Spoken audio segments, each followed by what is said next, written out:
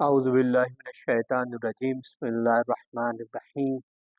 الحمد للہ الذی خلق الانسان وعلمہ البیان وشرفہ علی سائر الحیوان بالنطق والبیان وشرفنا وکرمنا علی سابقۃ بالتصدیق والایمان وهو احسن الخالقین ثم الصلاۃ والسلام علی اشرف الانبیاء والمرسلین ابی القاسم محمد اللہم صلی علی محمد وآل محمد خاتم النبیین وآلہ طیبین الطاہرین المعصومین اما بعد فقد قال اللہ سبحانہ فی کتاب المبین وهو اصدق الصادقین بسم اللہ الرحمن الرحیم من جاء بالحسنہ فلہ عشر امثالہا۔ عزیز ناظرین، آج ہمیں ایک عظیم ترین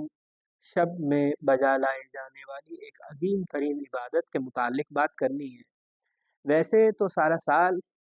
میں جب بھی شب جمعہ آتی ہے، چاہے وہ مہینے میں 4 آئیں یا بسا اوقات 5 آئیں، ان کی ایک خاص عظمت ہے۔ لیکن اگر وہ شب جمعہ ماہ رجب کی پہلی شب جمعہ ہو، جسے لیلۃ الرغائب کہا جاتا ہے، رغبتوں والی شب کہا جاتا ہے، اور یہ کہنے والے کوئی اور نہیں بلکہ ملائکہ ہوتے ہیں، تو اس کی ایک خاص اہمیت ہے، خاص عظمت ہے۔ اب دیکھیے، سید علی بن طوس نے اس بات کو، اس روایت کو لکھا۔ وہ لکھتے ہیں کہ رسول اعظم نے فرمایا کہ ماہ رجب خداوند متعال کا مہینہ ہے، شعبان میرا مہینہ ہے، اور رمضان، ماہ رمضان جو ہے یہ میری امت کا مہینہ ہے۔ اس کے علاوہ رسول خدا فرماتے ہیں کہ ماہ رجب خدا کے نزدیک بہت زیادہ بزرگی کا حامل مہینہ ہے، اور کوئی بھی مہینہ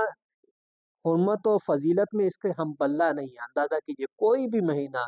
جتنی حرمت اور جتنی عظمت اس مہینے کو حاصل ہے، اس کے ہم پلہ کوئی اور مہینہ نہیں ہے۔ اور آپ کے ساتھ میں مولا آقا فرماتے ہیں، ماہ رجب میں ایک روزہ رکھنے سے جہنم کی آگ 1 سال کی مسافت تک دور ہو جاتی ہے۔ سرکار فرمانے لگے، بات یہ ہے کہ پہلی شب جمعہ جو ماہ رجب کی ہوتی ہے، اس دن اللہ کے حکم سے تمام کے تمام ملائکہ جو ہے وہ زمین پہ آتے ہیں، تمام کے تمام ملائکہ زمین پہ آتے ہیں، اور آنے کے بعد خانہ خدا کے پاس جمع ہوتے ہیں۔ جیسے ہی جمع ہوتے ہیں، خداوند متعال اپنے ملائکہ سے سوال کرتا ہے کہ آج کی شب جو تم مجھ سے مانگو گے میں عطا کروں گا۔ تو ملائکہ سب مل کے کہتے ہیں کہ خداوند متعال، اس ماہ میں جس نے بھی روزہ رکھا یا رکھنے کا ارادہ رکھتا ہے، خدایا آج کی شب اس کے تمام گناہوں کو معاف کر دے۔ خدا ان سے وعدہ کرتا ہے کہ میں نے یقیناً تمہاری اس بات کو قبول کیا، اور جو بھی اس مقدس مہینے میں روزہ رکھ چکا ہے یا رکھے گا، میں نے اس کے تمام گناہوں کو معاف کر دیا۔ اور فرمایا کہ اس شب میں ایک اور عظمت ہے، ایک اور اہمیت ہے، وہ ہے اس شب کی نماز۔ تو لوگوں نے سوال کیا کہ رسول خدا ہمیں بتلائیے وہ نماز کون سی نماز ہے، اور اس کا طریقہ کیا ہے۔ اس نماز کا طریقہ یہ ہے کہ یہ نماز جو ہے 12 رکعت نماز ہے، 12 رکعت نماز ہے، اور اس نماز کو ہمیں رضائے مطلوبیت کی نیت سے پڑھنا ہے۔ یعنی خداوند متعال کی بارگاہ میں اس نیت سے پڑھنا ہے کہ خدایا اگر تیرے ہاں اس نماز کے متعلق ثواب ہے تو ہمیں اس کا حقدار قرار دے۔ اور یقیناً جو انسان خدا کی بارگاہ میں اس نیت سے نماز پڑھے گا، یقیناً خدا اسے اجر دے گا، خدا اس کی عبادت کو قبول فرمائے گا۔ نماز کی ترتیب یہ ہے کہ ماہ رجب کی پہلی جمعرات کو روزہ رکھیں، پہلے تو روزہ رکھیں، اور شب جمعہ میں مغرب اور عشاء کے درمیان 12 رکعت نماز پڑھنی ہے، اور مستحب نماز ہے تو 2 کر کے پڑھیں گے، اور نیت ہوگی نماز پڑھتا ہوں 2 رکعت لیلۃ الرغائب کی، رجان قربتاً اللہ۔ اور ہر رکعت میں الحمد کے بعد 3 مرتبہ سورہ قدر کی تلاوت ہے، اور 12 مرتبہ سورہ اخلاص کی تلاوت ہے۔ ہر رکعت میں الحمد کے بعد 3 مرتبہ سورہ قدر کی تلاوت ہے، 12 مرتبہ سورہ اخلاص کی تلاوت ہے۔ جیسے ہی یہ 12 رکعت نماز مکمل ہوں گی تو پھر 70 مرتبہ کہا جائے گا اللہم صلی علی محمد النبی الامی وعلی آلہ، یہ 70 مرتبہ کہا جائے گا۔ اور اس کے بعد پھر سجدے میں چلے جائیں گے، اور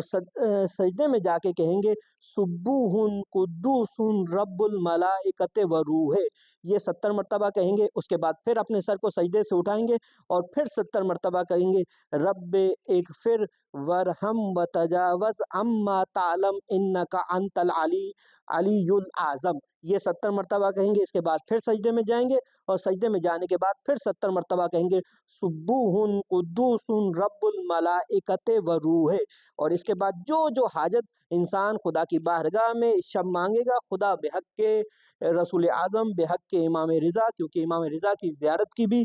خاص تاکید کی گئی ہے اس ماہ میں، اس شب میں، تو خدا انشاءاللہ بحق کے ائمہ، بحق کے امام رضا، بحق کے رسول اعظم اس کی تمام شرعی حاجات کو قبول فرمائے گا اور اس کی اس دعا کو، اس نماز کو اپنی بارگاہ میں منظور و مقبول فرمائے گا۔ اس نماز کی برکت سے کثیر گناہ معاف ہو جائیں گے، اور قبر کی پہلی رات یہ نماز بحکم خدا خوبصورت بدن،